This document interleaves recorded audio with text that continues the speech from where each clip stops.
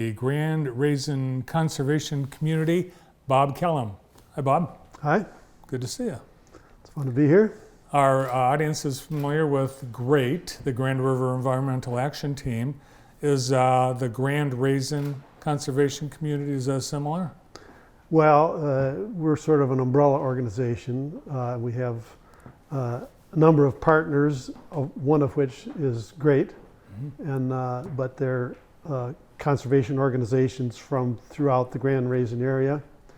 And we've chosen, or we try to represent the Grand-Raisin area because the headwaters of the Raisin and the headwaters of the Grand are cousins or siblings to each other. They're very similar habitats, and they both share a significant portion of what is known as the Jackson Interlobate region, which is a recognized landform that named after the Jackson area because the largest block of it is in Jackson County.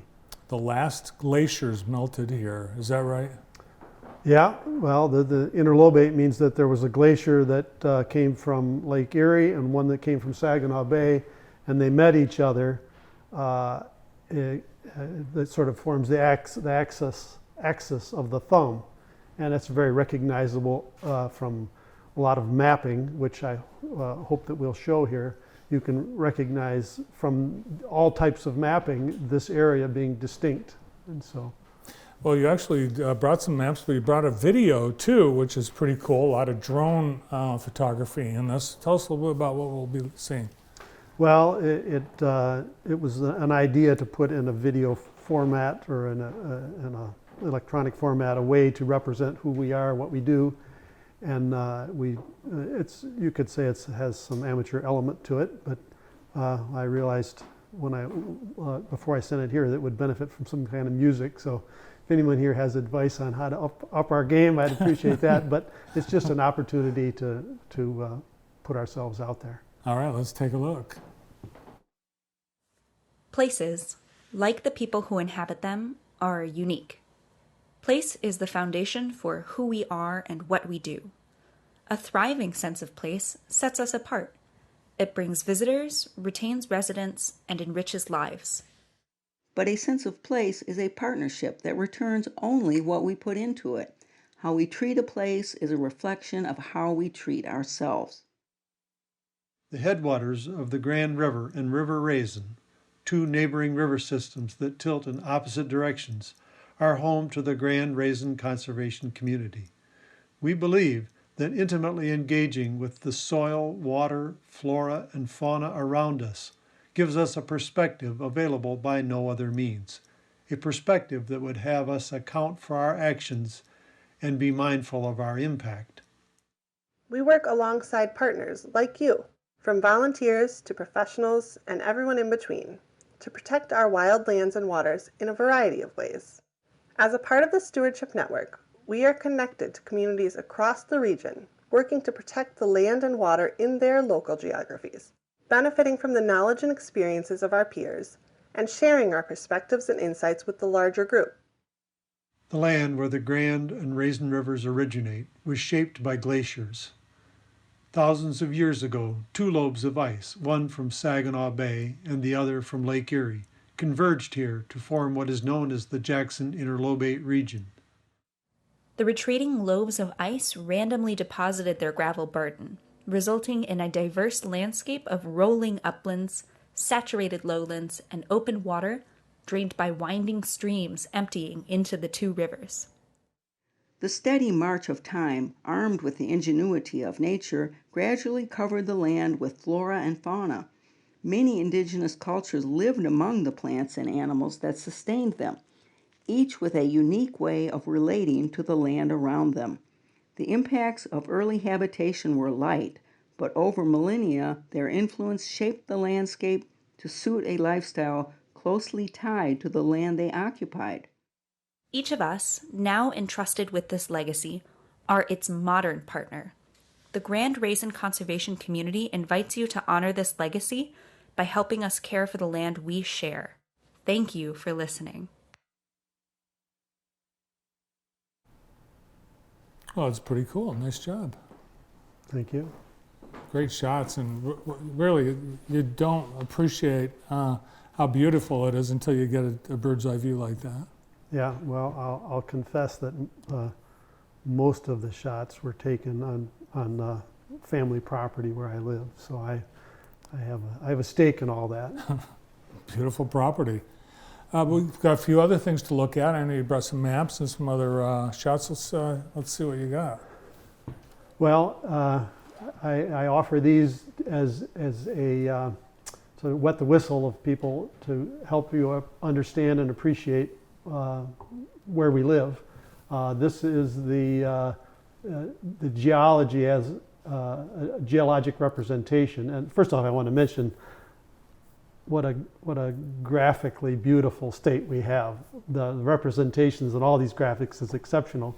So this is representing the geology, and you can see there the axis of the thumb, that the sort of the pink flesh-colored area would be is largely the Jackson interlobate region, and the large area approximately where Jackson County would be is almost entirely in the Jackson interlobate.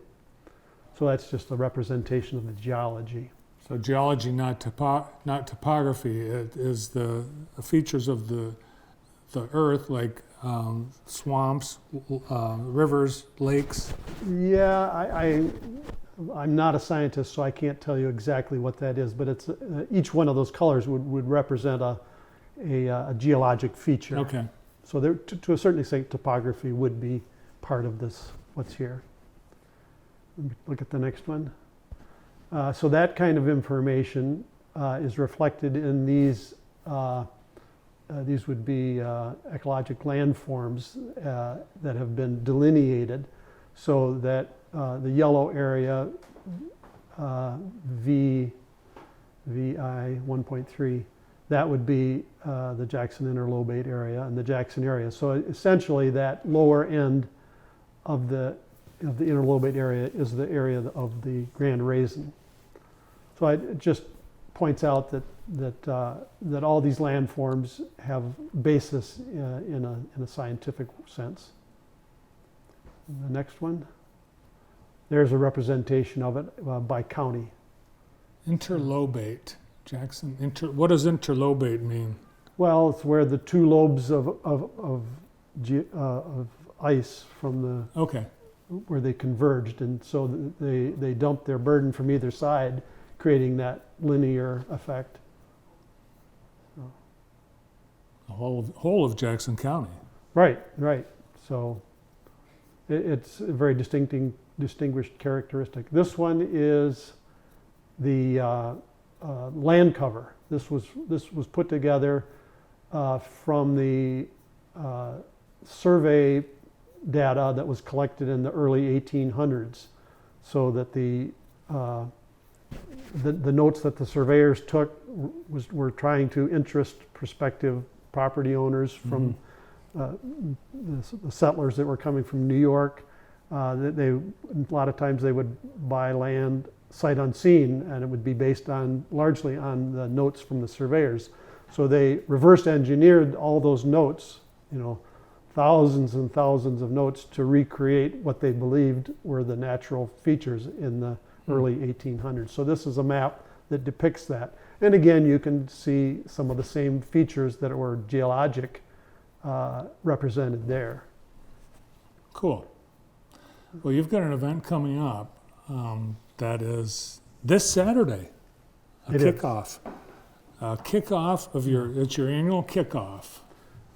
And what's going to happen? Well, it's planned as a kickoff, and then at the other end of the season, we're trying to bookend a year's worth of events that our partners put on with a kickoff and a wrap up at the end of the year. So to sort of punctuate it. So this is an opportunity to put our best foot forward, and in this case, it's being hosted at Hidden Lake Gardens. And it's divided into three portions. There's the initial phase would be just a review of upcoming workshops this throughout the year, and then the second part of it will be introducing a pilot project that is being proposed. That's it's ambitious in that we're trying to bring together the sense of place, the subjective sense of what a place is, which I would suggest that everyone carries that subjective sense of where they live and what's important to them and how they know when they're home. We're trying to draw parallels with that, with the natural underpinnings that are part of forming that, which harkens back to the video where we maintain that the fundamental part of your sense of place is based on the natural features, and that understanding those and valuing those leads to a more sustainable way of being that in the long run just really helps everyone.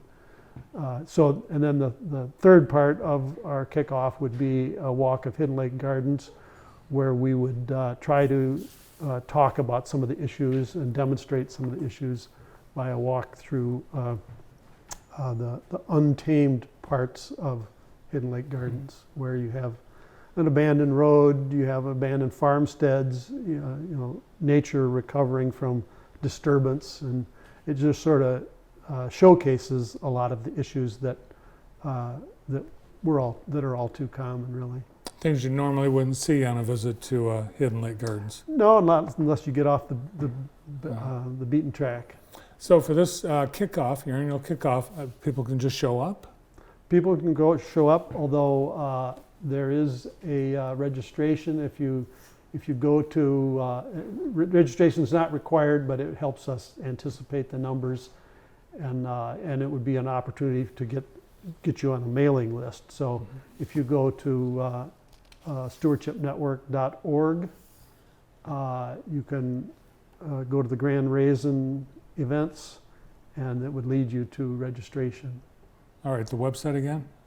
Stewardshipnetwork.org. All right. And I did want to put a plug in that one of the presenters regarding this pilot project would be someone from the Michigan Natural Features Inventory, and they are the sort of the authoritative source for information on natural areas. I was going to just read this because I've always held them in the highest regard. This is who they are. As stewards of Michigan's natural heritage database of rare species and high-quality natural communities, and with more than 40 years interpreting Michigan's landscapes, Michigan Natural Features Inventory provides the most authoritative, comprehensive, and up-to-date scientific information available to guide conservation of Michigan's biodiversity. So we're trying to bring that level of information and understanding together with all right. Subjective information. Thanks so much. Bob, we're all out of time. Bob Kellum from Grand-Raisin Conservation Community. Thanks to all for being with us on today's show. Thanks, Bob. Everybody else. Tomorrow morning, Gary Schutte, Mayor Daniel Mahoney, Joe Sharp, Pat O'Dowd. Tomorrow afternoon, Jeff Beal, Joe Cecil, Monica Bowman, Ben Creech, Katie Rutkowski, Dee Talmadge, and Teresa Dark. Thanks for watching. See you tomorrow.